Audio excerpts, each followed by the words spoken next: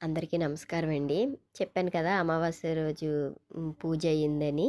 ఇది ఆ వీడియో అనమాట. ఆ రోజు పెట్టడానికి నాకు ఇంట్లో అవ్వలేదు. ఎందుకంటే పిల్లలు వాళ్ళు ఉంటారు కదా! ఈ సౌండ్‌లకి మాట్లాడడం అవ్వదని. నాకు సరిగ్గా మాట్లాడడం కూడా రాదండి. ఏమనుకోకండి, నేనేమైనా తప్పులవి మాట్లాడితే నన్ను క్షమించండి. నా వాయిస్ కూడా బాలేదు. ఎందుకంటే జలుబు, దగ్గు అది చేసేసింది. తలస్నానాల వల్లో దేనివల్లో తెలియదు గానీ గొంతది నొప్పొచ్చేసి గొంతది హ్మ్. మండిపోతుందనమాట.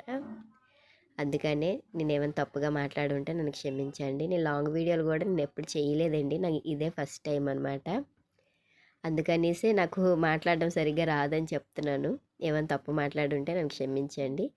దేవుడి మొల అది శుభ్రం చేసేసానండి. ఆ రోజు తొందరగా బుధవారం కదా!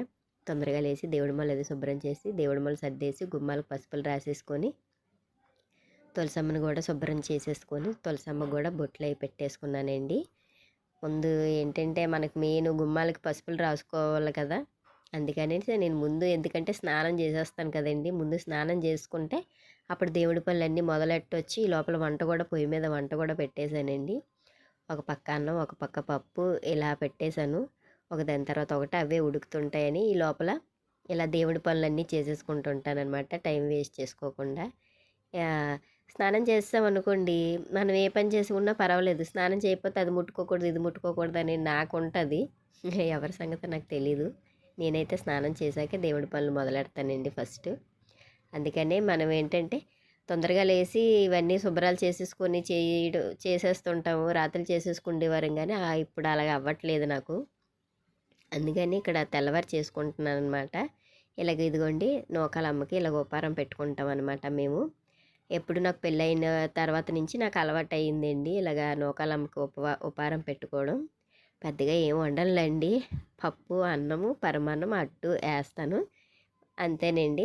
పూజ అది చేస్తాను. ఆ వేప కొమ్మల్నే నేను నూకాలమ్మ అని అనుకుంటాను అనమాట. వేప కొమ్మలు తెచ్చి చెంబు వేసి, చెంబు పెట్టి చెంబులో నీళ్ళు వేసి, నీటిలో పసుపు, కుంకుమ, గంధం, అక్షింతలు, ఒక కాయిన్ వేసి ఆవిడనే నేను నూకాలమ్మ అనుకొని వేప కొమ్మలు అందులో పెట్టి పూజ చేసుకుంటానండి.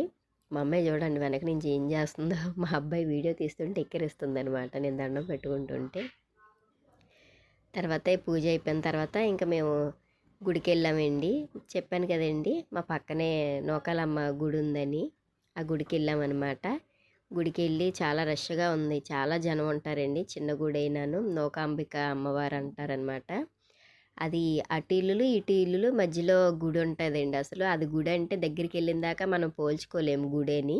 అంతే సపరేట్గా ఉండదన్నమాట. ఇల్లులతో సహా సైడ్న ఇల్లుల పక్కనే ఉంటుంది.